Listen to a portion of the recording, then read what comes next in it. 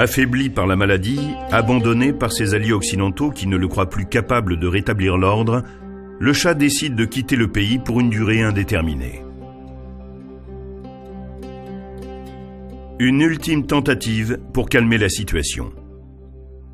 Il abandonne le pouvoir aux mains d'un gouvernement provisoire et de l'armée. Le jeune général israélien Yitzhak Segiev, alors attaché militaire à Téhéran, était chargé de négocier les contrats de vente d'armes entre Israël et l'Iran, qui étaient alliés à l'époque. Conseiller auprès de l'état-major, il participe aux réunions des généraux iraniens qui préparent discrètement le retour de Khomeini.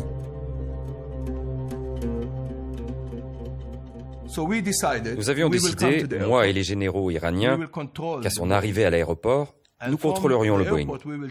De l'aéroport, nous l'amènerions à l'île de Kisha. Nous séparerions Khomeini de son entourage et des journalistes. Nous tuerions Khomeini. Puis nous demanderions aux journalistes de prendre des photos avant de les renvoyer en France.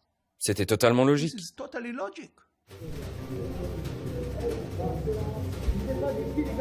15 jours après le départ du Shah, l'ayatollah Khomeini, accompagné de tout son état-major et de la presse internationale, retourne en Iran à bord d'un Boeing spécialement affrété par la France.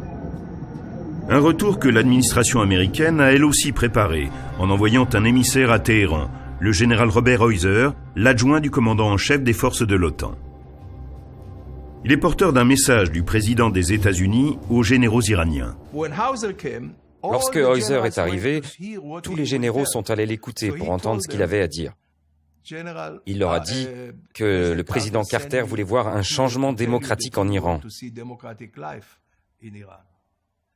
Du coup, cette même nuit, le commandant en chef de l'armée iranienne, Karabaghi, a lui aussi rejoint la révolution. Pour les généraux iraniens, le message est clair. L'Amérique soutient Khomeini. Alors ils changent de camp et abandonnent le projet secret de l'assassiner.